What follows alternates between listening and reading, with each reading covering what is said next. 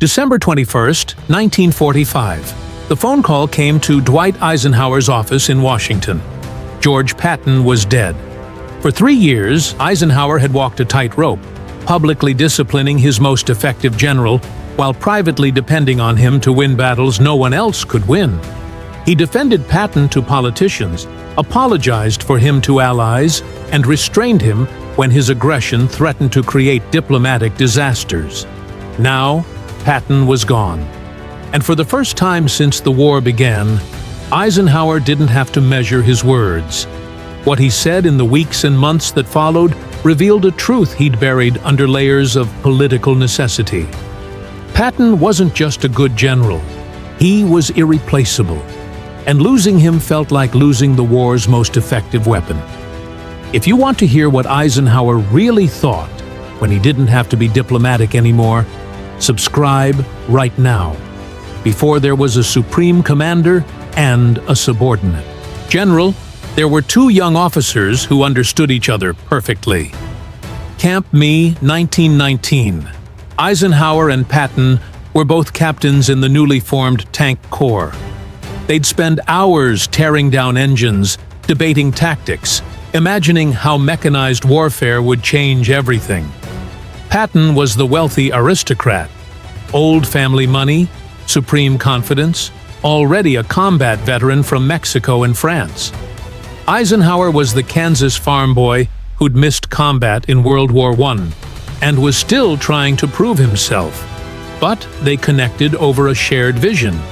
Tanks weren't just support vehicles. They were the future of warfare. Fast, mobile, devastating when used correctly. The Army disagreed, shut down their ideas, threatened their careers if they kept pushing. Patton, with his family wealth, could afford to be defiant. Eisenhower, who needed his paycheck, learned to be more careful with his words. 23 years later, those 2 captains had become the Supreme Allied Commander in Europe and the most feared general in the American Army. The friendship remained, but everything else had changed. Eisenhower now had to manage Patton, had to harness his aggression, had to explain his controversies to Roosevelt, to Churchill, to Marshall, had to decide when to unleash him and when to hold him back. And Patton. Patton resented being managed. He thought Eisenhower had become too political, too cautious, too concerned with diplomacy and coalition building.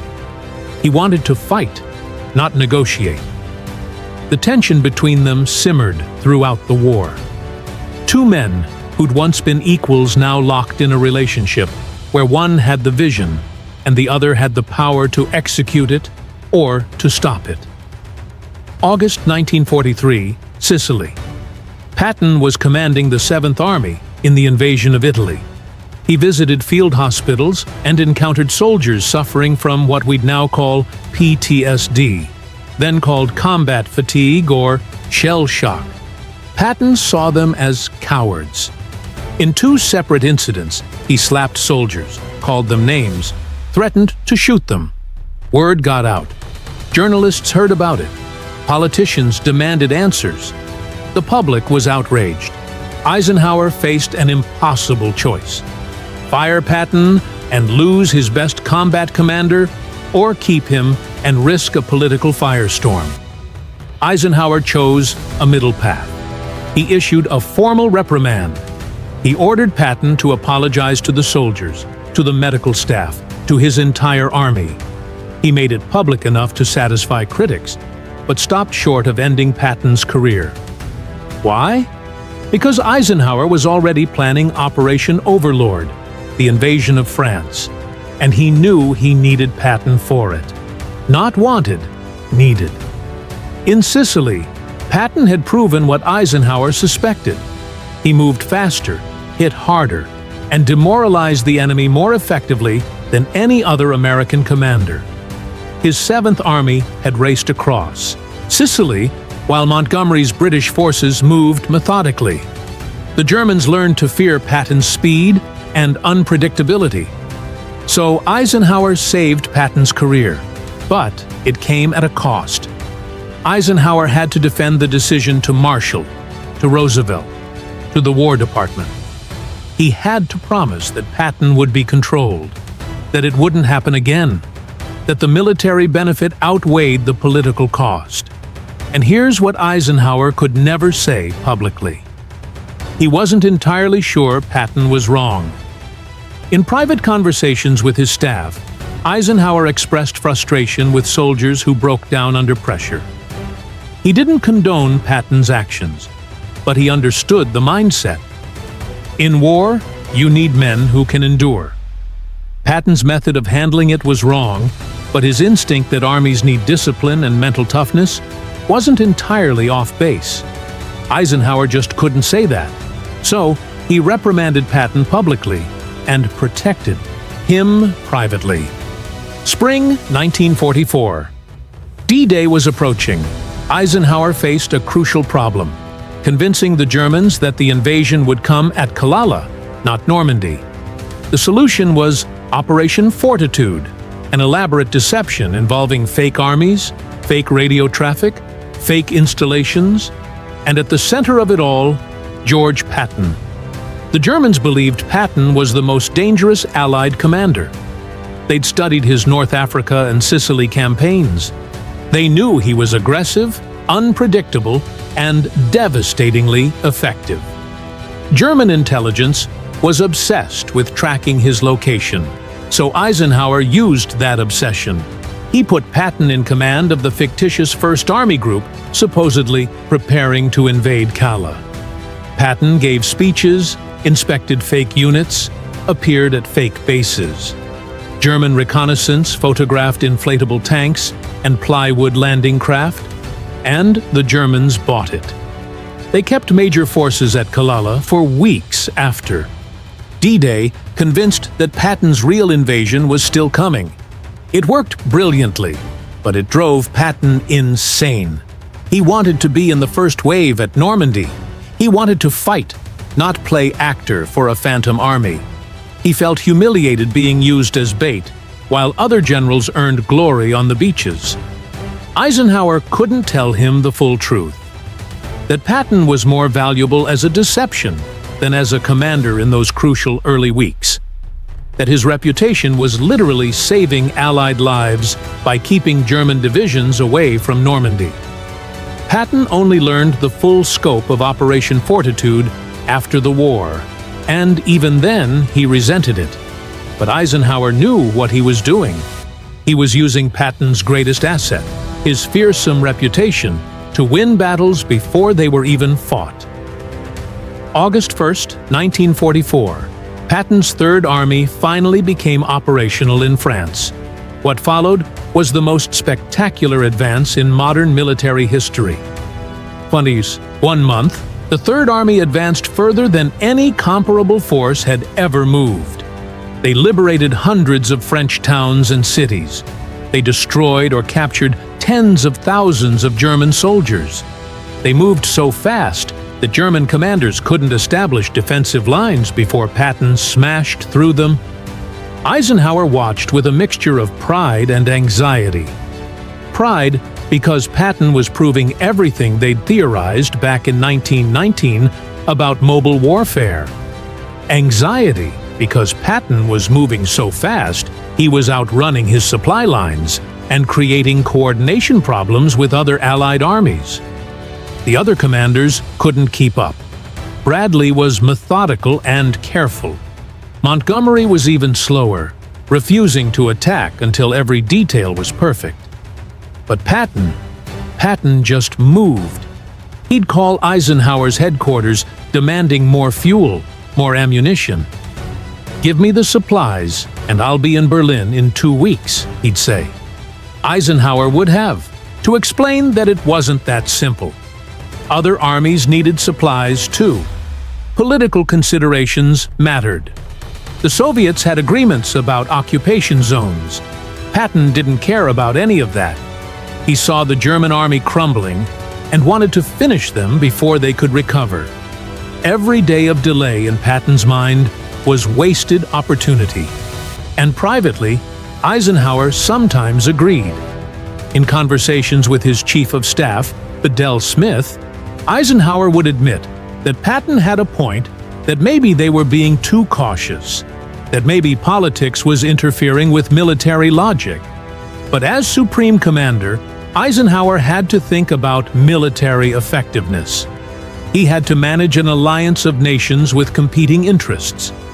He had to balance American, British, and Soviet priorities. He had to think about the post-war world, not just winning the current battle.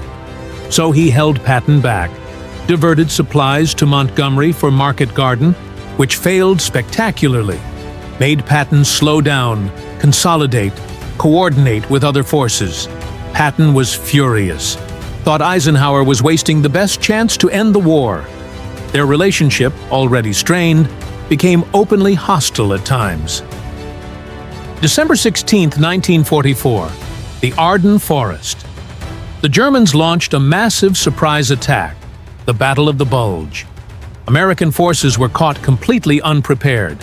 Entire units were surrounded. The front lines collapsed. For the first time since D-Day, it looked like the Allies might actually lose ground. Eisenhower called an emergency conference at Verdun. His top commanders gathered to figure out how to respond. The mood was grim. Bradley looked shaken. Montgomery was being his usual cautious self.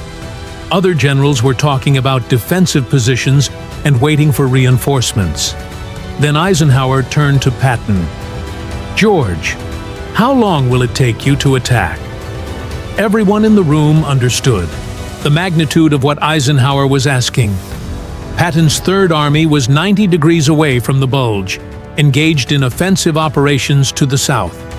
To help, he'd have to completely disengage, pivot his entire army, 3 divisions, tens of thousands of men, hundreds of tanks, and attack through winter weather into the German flank. The logistics were staggering. Most commanders would need weeks. Patton pulled out a small notebook. He'd already war-gamed this scenario during the train ride to Verdun.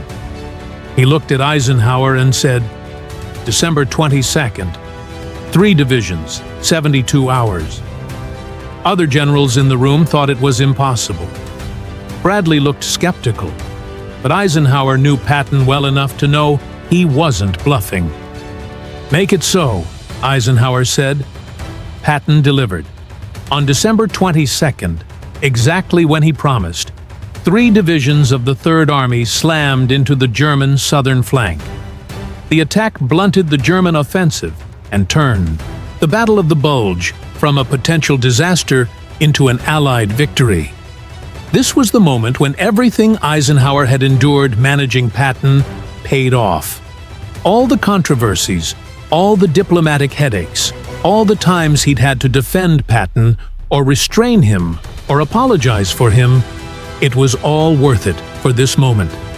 Because when the crisis came, when everything was falling apart, Eisenhower turned to Patton, and Patton delivered what no one else could. During the war, Eisenhower's public statements about Patton were always carefully calibrated, complimentary, but measured, acknowledging his contributions without elevating him above other commanders.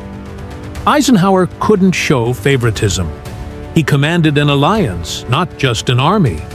He had to keep Montgomery happy, keep Bradley confident, maintain morale across all units.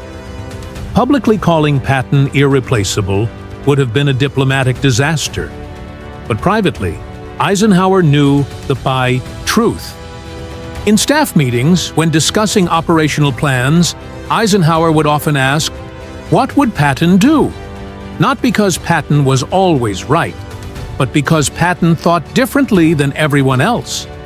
While other commanders saw obstacles, Patton saw opportunities. While others calculated risks, Patton calculated how fast he could move. Eisenhower's diary entries from 1944 and 1945 reveal his frustration with this contradiction. He needed Patton's aggression, but had to restrain it. He valued Patton's results, but had to apologize for his methods. He relied on Patton in crisis, but couldn't admit it publicly. The war ended, and Patton became a liability overnight. His comments about Nazi Party members caused a scandal. His calls to fight the Soviets were politically toxic. The qualities that made him effective in war made him dangerous in peace.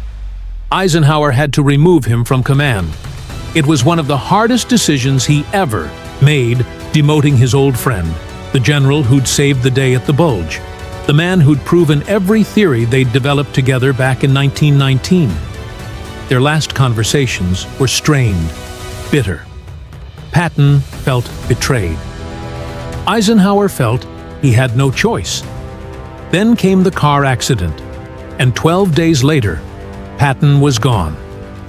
After Patton's death, Eisenhower's carefully maintained diplomatic mask cracked. In letters to friends, in conversations with staff members, in private moments documented by those around him, Eisenhower spoke with a raw honesty he'd never allowed himself during the war. He admitted that Patton could achieve results through sheer speed, pressure, and force of personality. Traits that couldn't be taught, couldn't be replicated. Other generals commanded through planning and organization. Patton commanded through willpower alone. Eisenhower said that restraining Patton had been necessary for political reasons, not military, ones that some of his decisions to hold Patton back haunted him. That maybe, if he'd given Patton more freedom, the war would have ended sooner. He admitted that Patton thrived in chaos and uncertainty, the exact conditions where other commanders froze. When everything was going wrong, when decisions had to be made instantly, Patton was at his best. And Eisenhower said something that revealed the core of their relationship. Managing Patton had been the hardest part of his command, but also the most important. Because Patton needed management. Left unchecked, he would have created diplomatic disasters and political chaos. But properly directed, he was unstoppable. In his memoirs, written years later, Eisenhower called Patton indispensable to the effort. That's an extraordinary word, indispensable. It means irreplaceable. It means the outcome would have been different without him. Eisenhower wrote that Patton was uniquely suited for war, but impossible to manage in peace. He didn't mean it as criticism. He meant it as recognition that some people are built for specific circumstances. Patton was built for war, for speed, for aggression, for breaking enemies through relentless pressure. In peacetime, those qualities had nowhere to go. They became liabilities instead of assets. Eisenhower became president in 1953. He led America for 8 years, navigating the dangerous early Cold War period. He never fought another war, never commanded another army, but he never forgot Patton. In interviews late in life, Eisenhower would still talk about him, about their friendship at Camp Me, about the impossible decisions he'd faced, managing him during the war, about the Battle of the Bulge, and that moment when he needed someone who could do the impossible. Snorts. The admission Eisenhower made after Patton died wasn't just about one general. It was about the burden of command, about the loneliness of having to restrain people you need, about the gap between what's militarily effective and what's politically acceptable. Eisenhower had been forced to manage genius, to protect Patton from himself and from others, to balance his value against his controversies. And only after Patton was gone could Eisenhower admit how much it had cost him and how much it had been worth it. America lost more than a general on December 21, 1945. It lost someone who could make impossible things happen through sheer force of will. Someone who thrived when everything was falling apart. Someone uniquely suited for the chaos of war. Eisenhower knew it. He'd always known it. But only after Patton died could he finally say it without consequences. Do you think Eisenhower should have given Patton more freedom? Or was he right to restrain him? Drop your thoughts in the comments. And if you want more untold truths from history's greatest friendships and rivalries, subscribe now. See you next time.